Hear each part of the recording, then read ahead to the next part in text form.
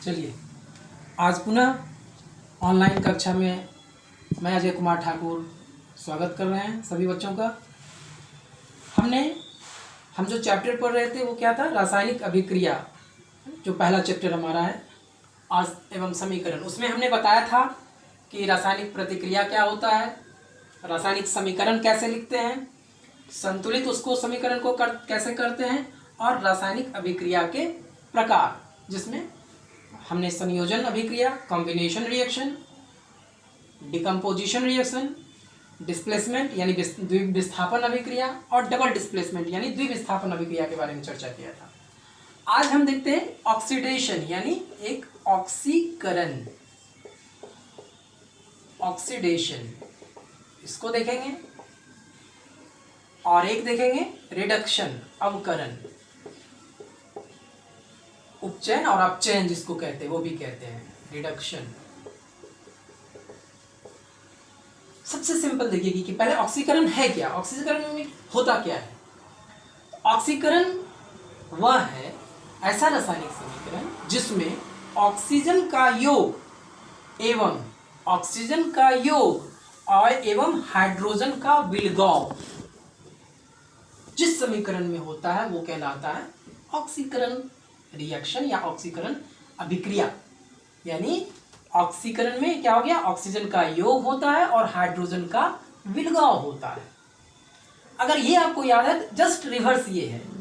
इसमें क्या होता है अवकरण में कि ऑक्सीजन का जो है रिमूवल यानी हटता है, और हाइड्रोजन का योग होता है, वो होता है अवकरण।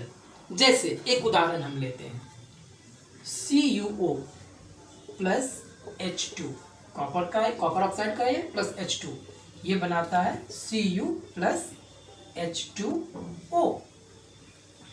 अब यहां देखिए कि कॉपर ऑक्साइड जो है हमारा, कॉपर ऑक्साइड में ऑक्सीजन का रिमूवल हो रहा है। कॉपर ऑक्साइड में ये कॉपर जो है यहां से ऑक्सीजन का रिमूवल हो रहा है, तो रिमूवल यानी हट रहा है। इसका मतलब यहाँ पे क्या हो गया, रिडक्शन यानी अवकरण हो गया, कॉपर का क्या हो गया, अवकरण, यहां से ऑक्सीजन हट रहा है।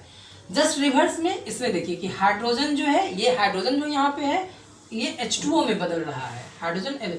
इसमें क्या हो गया, वाटर में ऑक्सीजन क्या हो रहा है, ऐड हो रहा है। ये ऑक्सीकरण में मैंने बताया था कि ऑक्सीजन का योग होता है, तो यानी ये क्या हो गया, ऑक्सीकरण हो गया। ये क्या हो गया, ऑक्सीकरण।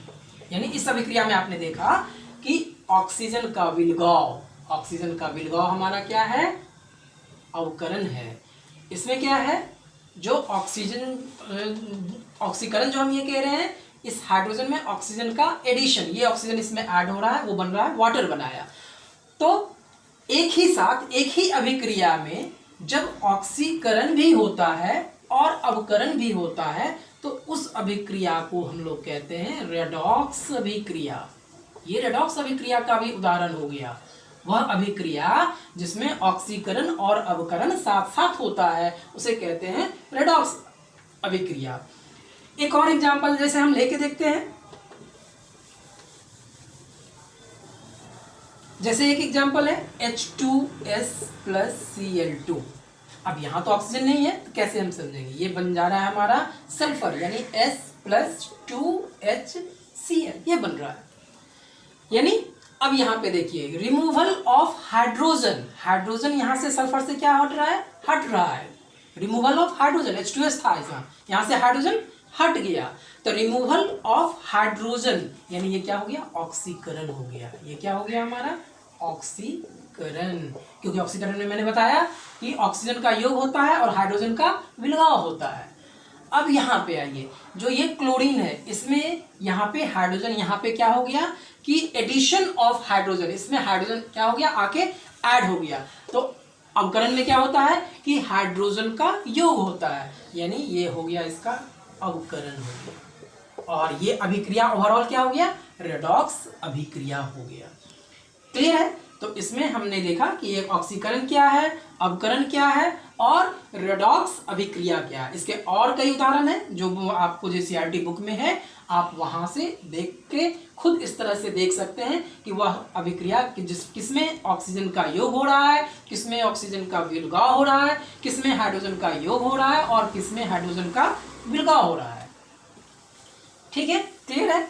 अब आते हैं हम कि एक टॉपिक इस चैप्टर में मेरे और बचा, वो क्या है, संक्षारण यानी कोरोजन।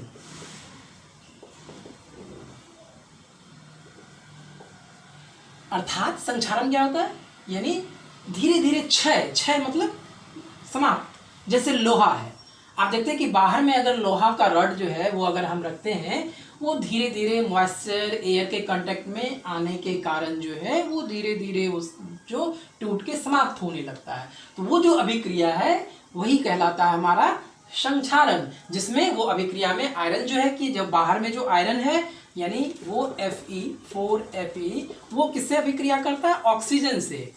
3O2 ऑक्सीजन से अभिक्रिया करता है। एयर मॉइस्चर चूंकि वायुमंडल में हमारा है तो वो बनाता है 2Fe2O3.XH2O।